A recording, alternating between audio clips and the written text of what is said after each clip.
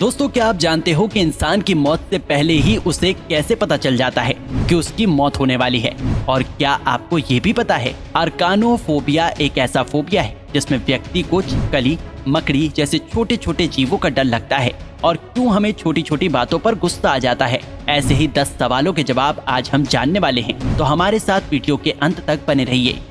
Number 10। दोस्तों, क्या आप जानते हैं जब किसी इंसान की मौत नजदीक होती है और वो मरने वाला होता है तो इसका उसे कुछ समय पहले से ही पता लग जाता है। जी हाँ दोस्तों, साइकोलॉजी कहती है कि अपनी मौत आने के कुछ पल पहले ही इंसान को अजीब प्रकार से अपनी मौत का एहसास होने लगता है। उसे भौंकते कुत्ते, कौवे और अन्य प्रकार की अजीब आवाजें सुनाई देती हैं। उसे अंतिम समय में बहुत बेचैनी होने लगती है और सबसे आश्चर्यजनक बात, उस समय उसकी आंखों की रोशनी खत्म हो जाती है। उसे नजदीक रखी हुई वस्तुएं और पास बैठे लोग दिखाई नहीं देते। उस समय व्यक्ति चाहता है कि कोई उसे अकेला ना छोड़े और वो इंसान अपने परिवार के साथ होना चाहता है।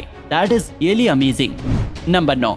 दोस्तों, कुछ लोग अट्रैक्टिव या अच्छे दिखने के लिए चश्मे पहनते हैं और ऐसा होता भी है क्योंकि चश्मा पहनने से व्यक्ति के फेस पर एक सिमेट्री आ जाने की वजह से उसका लुक अट्रैक्टिव हो जाता है, जैसे कि लड़कियां।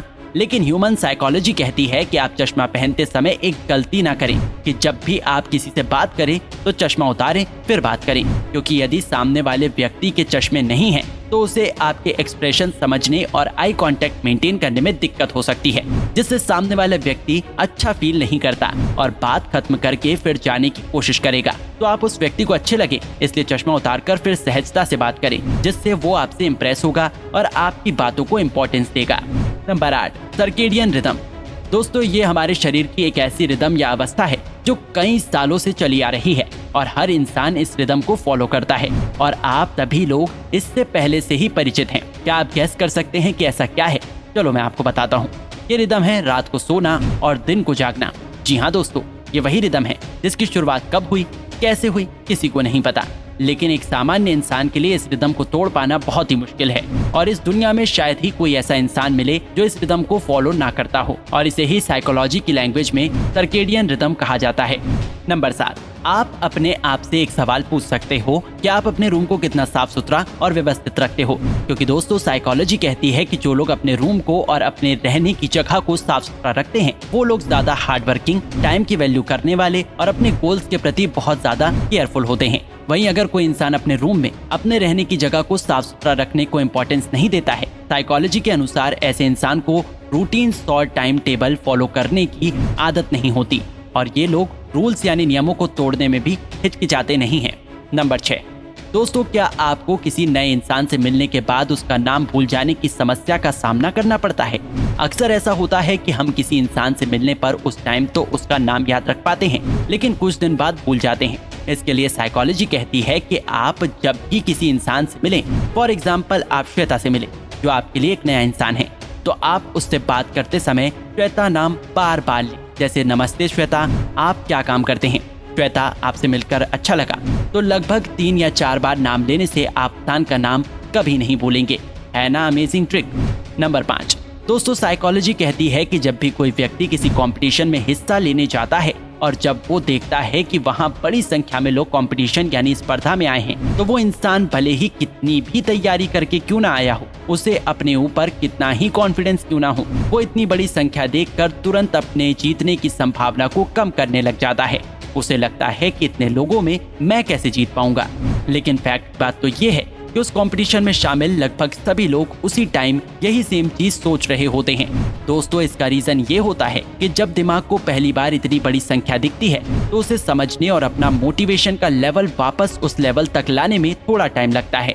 इसी वजह से ऐसा होता है। नंबर 4। दोस्तों, हम किसी के लिखे या बोले शब्दों से किसी इंसान के बारे में या अपने बारे में ये चेक कर सकते हैं कि हम या कोई दूसरा इंसान कितना लॉयल है या सच्चा है। आइए जानते हैं कैसे।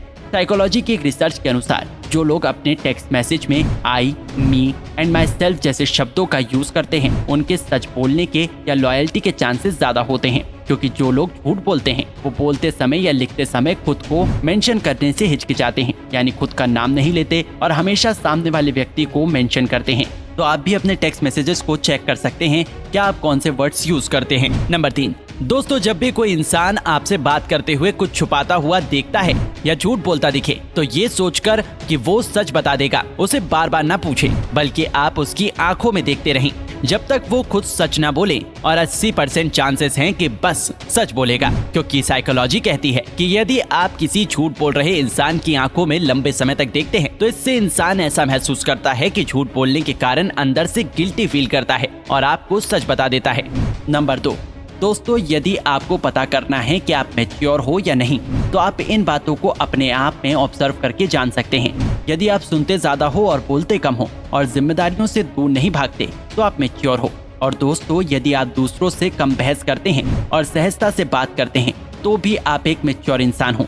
बच्चे हो या बूढ़े, आप सबके साथ रहना पसंद करते हैं और आप पैसे ज्यादा खर्च करने की जगह उसे बचाते हैं, तो भी आप एक मैच्योर इंसान हो। इसके अलावा यदि आप अपना ज्यादातर समय पढ़ने और सीखने में खर्च करते हैं और दूसरों की केयर करने के साथ साथ अपने आप की भी केयर करना जानते हैं, तो भी आप एक मैच्योर इंसान हो।